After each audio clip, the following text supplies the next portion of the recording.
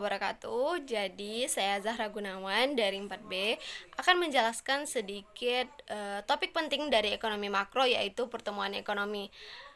Kita akan membahas pengertian pertumbuhan ekonomi, teori pertumbuhan ekonomi, dan apa saja sih faktor yang mempengaruhi pertumbuhan ekonomi. Langsung saja kita bahas topik yang pertama, yaitu pertumbuhan ekonomi. Pertumbuhan ekonomi adalah proses di mana meningkatnya kemampuan suatu negara dalam memproduksi barang dan jasa dalam jangka waktu yang tertentu. Artinya ada kenaikan output dan pendapatan nasional. Pada indikator yang paling sering digunakan itu untuk mengukur pertumbuhan ekonomi adalah produk domestik bruto. Contohnya itu Indonesia saat ini mencatat pertumbuhan ekonomi sebesar 5,11% pada kuartal pertama tahun 2024. Nah, berarti jumlah barang dan jasa yang dihasilkan Indonesia itu bertambah dibanding periode sebelumnya. Selanjutnya kita masuk ke teori pertumbuhan ekonomi. Teori pertumbuhan ekonomi itu ada 3. Yang pertama, teori klasik yang dikemukakan oleh tokoh ekonomi yang terkenal, yaitu Adam Smith. Menurutnya, pertumbuhan ekonomi dipengaruhi oleh akumulasi modal, pertumbuhan penduduk, dan pembagian kerja. Contohnya itu pada revolusi industri di Inggris. Pertumbuhan ekonomi yang pesat terjadi karena pembagian kerja di pabrik-pabrik tekstil dan penggunaan mesin uap. Teori yang kedua itu teori neoklasik. Teori neoklasik ini dikembangkan oleh Robert Solow, di mana Solow ini mengemukakan bahwasanya pertumbuhan ekonomi tidak hanya bergantung pada modal dan tenaga kerja saja, tapi juga inovasi teknologi. Contohnya, kemajuan teknologi digital di negara maju seperti Jepang dan Korea Selatan. Mereka mendorong produktivitas industri mereka meningkat pesat. Nah, selanjutnya teori yang ketiga yaitu teori modern. Teori modern ini lebih menekankan pada riset, pengembangan, inovasi sebagai penggerak utama dalam pertumbuhan ekonomi yang berkelanjutan. Contohnya itu pada Amerika Serikat.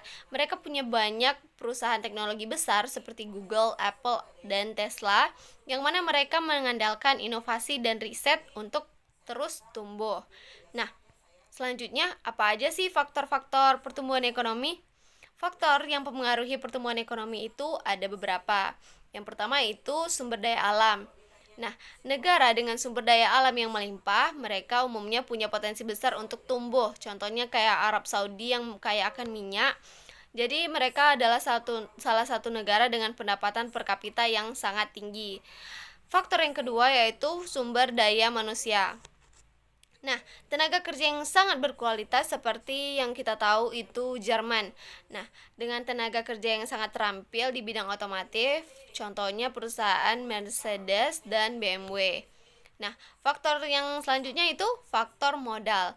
Modal diperlukan untuk membangun infrastruktur pabrik dan mesin.